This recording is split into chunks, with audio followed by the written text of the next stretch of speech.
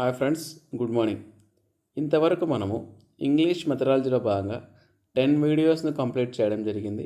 ఈరోజు నేను 11th వీడియోను మీ ముందు ప్రజెంట్ చేస్తున్నాను.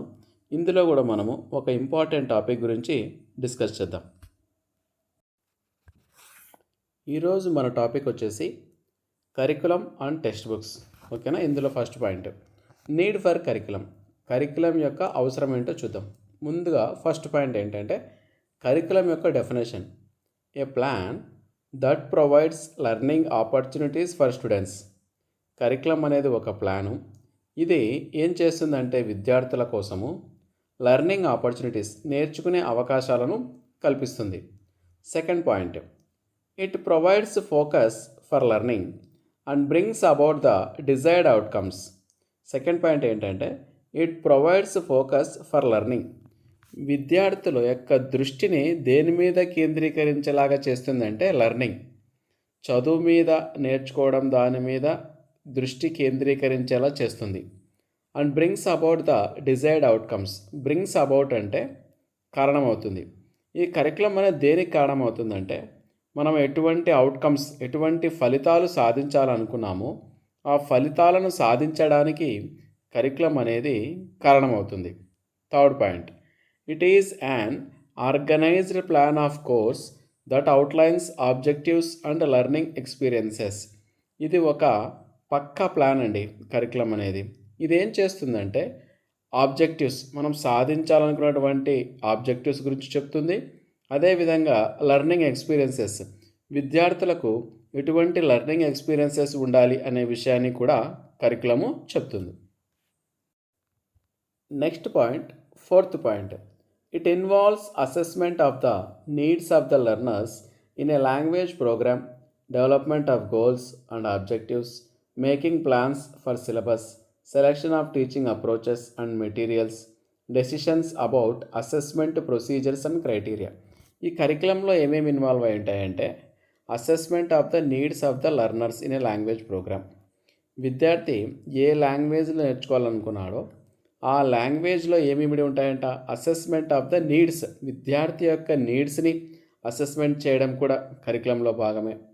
Development of goals and objectives, మనం సాధించాలనుకున్నటువంటి గోల్స్, ఆబ్జెక్టివ్స్ యొక్క డెవలప్మెంట్ ఇమిడి ఉంటుంది. మేకింగ్ ప్లాన్స్ ఫర్ సిలబస్, ఎటువంటి సిలబస్ ఉండాలనేది కూడా కరికులం చెప్తుంది. Selection of teaching approaches and materials, ఎటువంటి అప్రోచెస్ ఉండాలి, ఎటువంటి మెటీరియల్ మనం సెలెక్ట్ చేసుకోవాలి అనే విషయాన్ని చెప్తుంది. Decisions about assessment procedures and criteria, assessment procedure ఏ విధంగా జరగాలి, ఏ క్రైటీరియాను బేస్ చేసుకొని మనం విద్యార్థులను అసెస్మెంట్ చేయాలి అనే విషయం కూడా ఈ కరికులంలో ఇమిడి ఉంటుంది. Next point, fifth point, stages in curriculum planning. Curriculum ప్లానింగ్లో ఏ స్టేజెస్ ఉంటాయో చూద్దాం. ముందుగా first stage, assess learners needs. ముందుగా ఏం చేయాలంటే విద్యార్థుల యొక్క అవసరాలు ఏంటి మనము అసెస్ చేయాలి. Second point, set goals and rational for instruction. తర్వాత ఏం చేయాలంటే మనం ఎటువంటి లక్ష్యాలు సాధించాలనుకున్నామో అనేది ముందుగా నిర్ణయం తీసుకోవాలి. తర్వాత రేషనలే ఫర్ ఇన్స్ట్రక్షన్. రేషనలే అంటే రీజన్, మనము ఇన్స్ట్రక్షన్ అంటే విద్యార్థులకు ఎటువంటి లెసన్స్ పెట్టాలి, అందుకు గల కారణాలను కూడా మనము సెట్ చేసుకోవాలి. Third point, define the objectives, మనం సాధించాల్సినటువంటి లక్ష్యాలను డిఫైన్ చేసుకోవాలి. Decide on means of assessment, మనము అసెస్మెంట్ ఏ సాధనాల ద్వారా చేయాలో డిసైడ్ కావాలి. ఇక్కడ మీన్స్ అంటే సాధనాలు. Next fifth point, construct units of study for course, మనము ఎటువంటి యూనిట్స్ ద్వారా విద్యార్థులకు విద్యను అందించాలి అనేవి మనము ఆ యూనిట్స్ని కూడా రూపొందించాలి.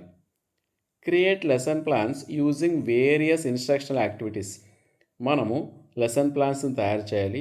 ఆ లెసన్ ప్లాన్స్లో ఎటువంటి యాక్టివిటీస్ ఉండాలో కూడా ముందుగానే మనము నిర్ణయం తీసుకోవాలి. Evaluate the effectiveness of the curriculum, చివరిగా ఏం చేయాలంటే కరికులము ఎంత ఎఫెక్టివ్గా ఉంది అనేది మనము ఎవాల్యుయేట్ చేయాలి. ఇవన్నీ కూడా కరికులం ప్లానింగ్లో ఉన్నటువంటి stages. Next subheading, need of a textbook. Textbook యొక్క అవసరం ఏంటో చూద్దాం.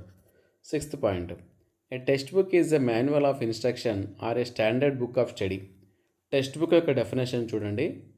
ఏ మాన్యువల్ ఆఫ్ ఇన్స్ట్రక్షన్ అంటే మనం విద్యార్థులకు ఎటువంటి పాఠం చెప్పాలి అనే ఒక మాన్యువల్ అంటే బుక్, లేదా a standard book of study, విద్యార్థులు చదవలసినటువంటి ఒక స్టాండర్డ్ పుస్తకమే టెక్స్ట్ బుక్. 7th పాయింట్, ఇక్కడ వారెన్ యొక్క డెఫినేషన్ చూడండి. ఇక్కడ ఒక డెఫినేషన్ ఉంది. ఈ డెఫినేషన్ ఇచ్చినటువంటి వ్యక్తి ఎవరంటే Warren. A textbook is a printed instructional material in bound form, the contents of which are properly organised and intended for use in elementary or high school curricula. Curricula అనేది plural అండి, curriculum అనేది singular. Warren ఏమంటాడంటే textbook అనేది ఒక bound రూపంలో ఉంటుంది. అందులో ఏముంటుంది? ఇన్స్ట్రక్షనల్ మెటీరియల్, మనము విద్యార్థులకు చెప్పవలసినటువంటి అంశము ప్రింటెడ్ రూపంలో బౌండ్ రూపంలో ఉంటుంది. The contents of which are properly organised, అందులో ఉండాల్సినటువంటి అంశాలు ఎలా ఉంటాయి? ఒక క్రమ పద్ధతి ప్రకారం ఆర్గనైజ్ చేసి ఉంటారు.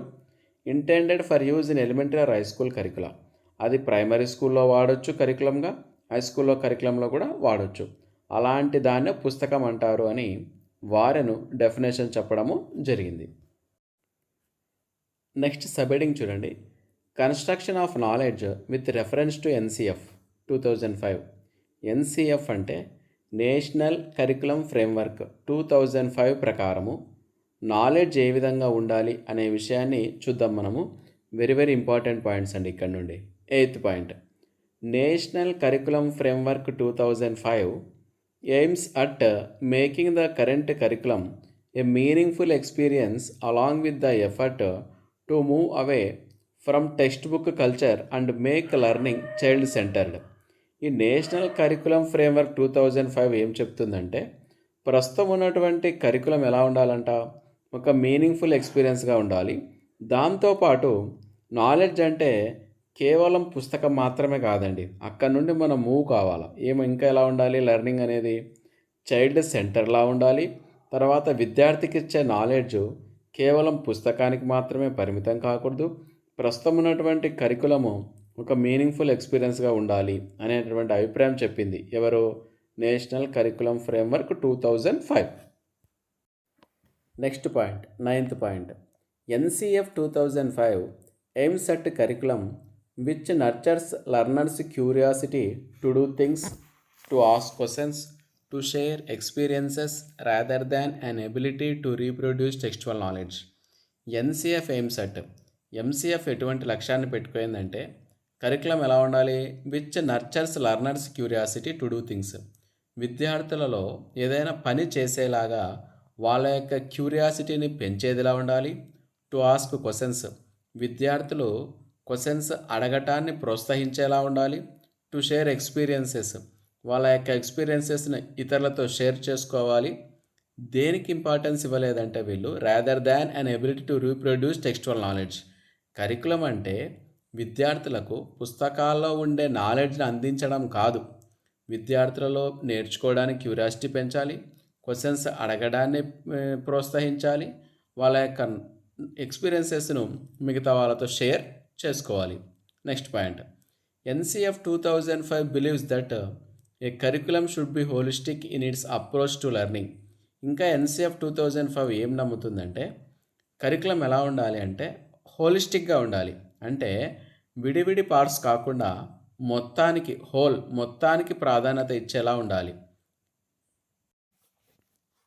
Next 11th point, NCF 2005 considers adequate nutrition and physical exercise as a precondition for all development in children. Therefore, it encourages free play, informal and formal games, yoga and sports for their physical and psychosocial development. ఇంకా NCF 2005 ఏం చెప్పిందంటే విద్యార్థులలో development జరగాలి అంటే nutrition, మంచి పోషకాహారం ఉండాలి, ఖచ్చితంగా విద్యార్థులకు ఫిజికల్ ఎక్సర్సైజ్, శారీరక శ్రమ ఉండాలి అనే విషయం చెప్పింది. ఇట్ ఎంకరేజెస్, ఈ ఎన్సిఎఫ్ 2005 ఏం ఎంకరేజ్ చేస్తుందంటే ఫ్రీ ప్లే అంటే ఏం లేదండి, వెరీ సింపుల్, విద్యార్థులకు ఇష్టం వచ్చినట్లు ఆడుకోవడం. తర్వాత ఇన్ఫార్మల్ గేమ్స్, ఫార్మల్ గేమ్స్ ఉండాలి, అంటే ఫార్మల్ గేమ్స్ అంటే రూల్స్ ఎక్కువ ఉంటాయి, ఇన్ఫార్మల్ గేమ్స్ అంటే రూల్స్ ఏమి ఉండవండి, అలాంటి గేమ్స్ ఆడుకోవాలి.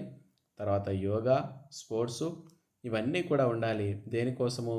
విద్యార్థుల యొక్క ఫిజికల్ డెవలప్మెంట్ కోసము, అదేవిధంగా శారీరక డెవలప్మెంట్ కోసము, ఇంకొకటి ఏంటి psycho social development. Psycho social development అంటే విద్యార్థుల యొక్క పర్సనాలిటీ డెవలప్మెంట్ కోసము మరియు విద్యార్థుల యొక్క సోషల్ స్కిల్స్ కూడా పెరగాలి.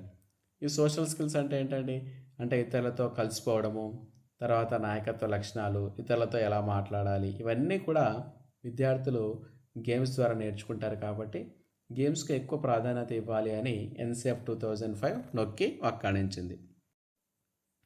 Next 12th point, NCF 2005 considers that physical development supports mental and cognitive development which in turn involves action and language.